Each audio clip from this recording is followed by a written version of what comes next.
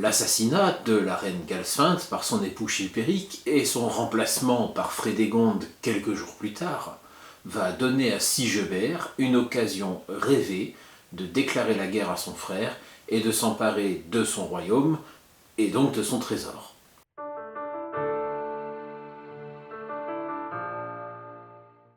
Le troisième roi survivant, Gontran, prend au départ le parti des victimes et soutient la cause de Sigebert et Brunehaut, contraignant Chilpéric à leur verser une composition ou réparation. Il l'oblige à céder le Morgengab de Galsfinthe, composé des cités de Bordeaux, de Limoges, de Béarn, de Bigorre, à Sigebert. Chilpéric cherche avant tout à gagner du temps pour se préparer à la guerre. Avec ses fils nés de son premier lit, il lance plusieurs campagnes contre les possessions aquitaines de Sigebert. Celui-ci doit alors appeler au secours des renforts d'outre-Rhin, francs de la rive droite du fleuve, peuple tributaire du royaume de l'Est aussi, alamans, thuringiens. Dans un premier temps, Chilpéric semble capituler sous la menace du nombre et restitue à Sigebert l'intégralité de ses possessions aquitaines. En 575, profitant de la démobilisation hivernale, Chilpéric attaque Sigebert au cœur de ses États, en direction de Reims, sa capitale. Depuis Paris, Sigebert lance alors une offensive sur la basse vallée de la Seine jusqu'à Rouen, puis sur la Picardie jusqu'à Vitry-en-Artois, à une cinquantaine de kilomètres au sud-ouest de Tournai, où Chilpéric est contraint de s'enfermer. À Vitry, Sigebert reçoit la soumission d'une partie des troupes de son frère qui le hissent sur le pavois et le reconnaissent comme roi. Une partie des leudes de Chilpéric se rallie alors à Sigebert, dont l'évêque de Paris Germain et plusieurs leudes de Nostrie. Ils le rejoignent au palais de Vitry-en-Artois. Sigebert n'écoute pas leurs appels à la modération à l'égard de son frère, ce qui revient à contester la médiation des grands du royaume, médiation qui était toujours parvenue, par le passé, à éviter les débordements de violence au sein du royaume franc. Décidant de pousser son avantage, Sigebert assiège personnellement Chilpéric dans Tournai. Or, parmi la délégation de Leudes de Neustrie qui suit Sigebert se sont glissés 2 esclaves envoyés par Frédégonde, selon Geneviève Bureur-Thierry, ou Chilpéric, selon Bruno du Mézil, qui frappent mortellement le roi de leur scramasax empoisonné. Sigebert laisse à Paris une veuve qui a désormais 2 meurtres à venger, un fils de 5 ans, le futur Childebert II, et son trésor. Chilpéric s'empare de la reine, qu'il exile à Rouen, et du trésor, ce qui lui permet de s'assurer de la fidélité de ses soldats.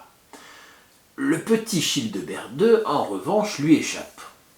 Le chef rhénan Gondovald le met à l'abri en le ramenant au cœur du royaume paternel. À la Noël 575, l'enfant est proclamé roi par les fidèles de son père. Il reçoit le soutien de son oncle Gontran, qui finit par se proclamer son tuteur. Un conseil de régence s'organise autour du jeune Childebert II, composé de 2 factions. L'une, réunie autour du duc Loup et du comte Gogo, entend renforcer l'alliance avec la Burgondie de Gontran. L'autre, assemblée autour de l'évêque Égidius de Reims et du duc Gontran-Boson, souhaite plutôt trouver un accord avec Chilpéric. Jusqu'en 583, l'enfant roi Childebert II est donc le jouet de ces luttes de pouvoir. Le gouvernement sera alors assuré par des grands que la situation satisfait car elle leur procure une autonomie politique.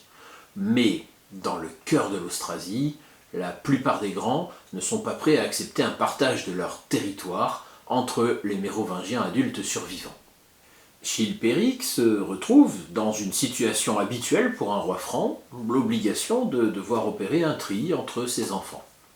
Il a eu plusieurs fils avec sa première épouse, Odovaire, aucun avec Galsfinthe, plusieurs avec Frédégonde.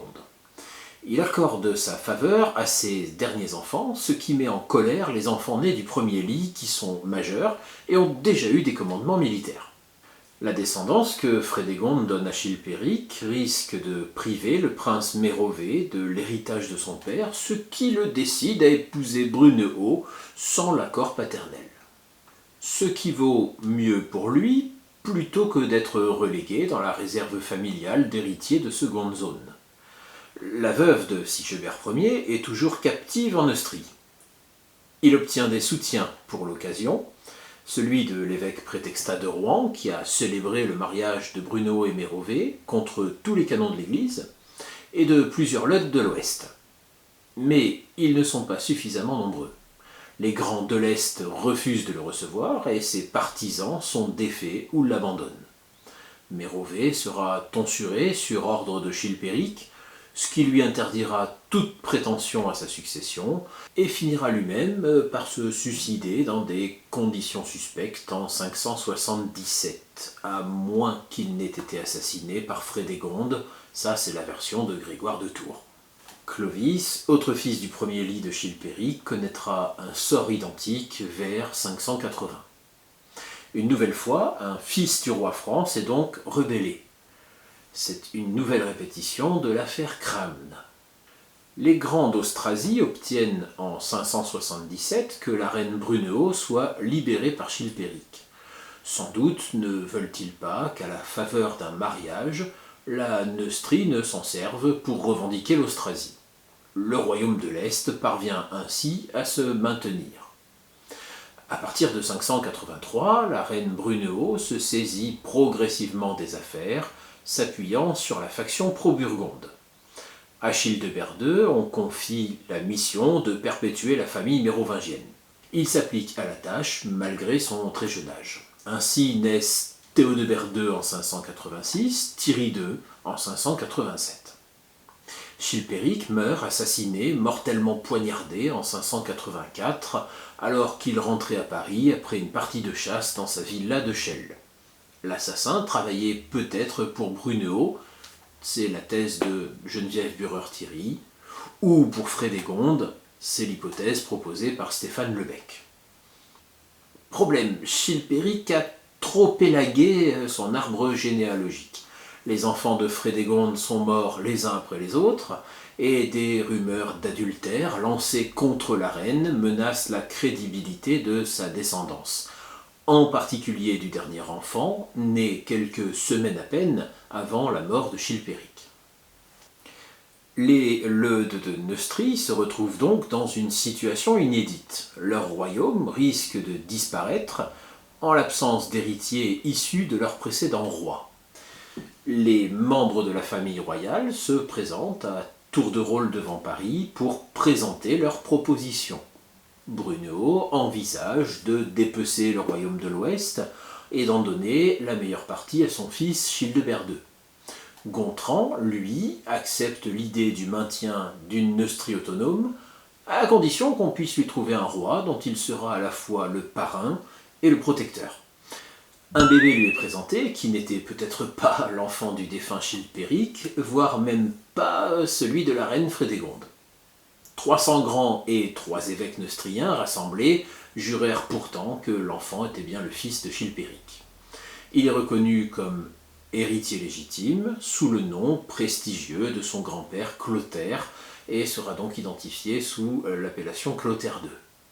Gontran promet qu'il procédera au baptême du nouveau-né, un geste qui signifiera qu'il le reconnaît comme un mérovingien de plein droit. Mais le roi de Burgondie retarde sans cesse le baptême. Pourquoi cette hésitation ? Selon Stéphane Lebec, Gontran a été vite échaudé de son offre de soutien quand il a réalisé que 2 ambassadeurs que lui avait envoyés sa belle-sœur avaient été en réalité armés pour l'abattre. Et il a donc résolu définitivement de faire alliance avec Brunehaut et Childebert. Âgé et sans enfant, Gontran va jouer sur tous les tableaux pour se maintenir au pouvoir pendant plusieurs années encore. Au printemps 585, il adopte formellement Childebert II et en fait son fils adoptif et son héritier. En 587, il retrouve son neveu et sa mère à Andelot, près de Chaumont. Cette rencontre donne lieu au pacte d'Andelot par lequel Gontran promet officiellement son royaume à son neveu à sa mort. Gontran s'engage aussi à prendre sous sa protection les deux fils de Childebert II, Théodebert II et Thierry II, si Childebert II disparaît le premier en attendant leur majorité. En 591, il procède au baptême du roi de Neustrie, à qui il donne le nom dynastique de Clotaire. Ce sera donc Clotaire II. Les reines-mères d'Austrasie et de Neustrie profitent de cette période de trêve et de paix pour s'imposer comme régentes.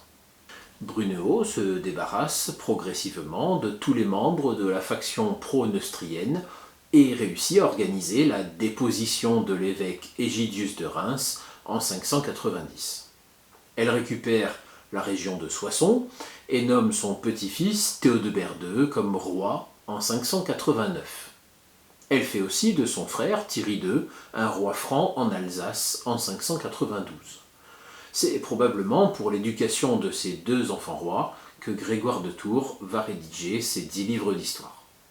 Le pacte d'Andelot a donc mis un terme pour l'instant à la guerre civile, mais cette paix va-t-elle tenir? Les reines-mères vont-elles réussir à conserver le pouvoir?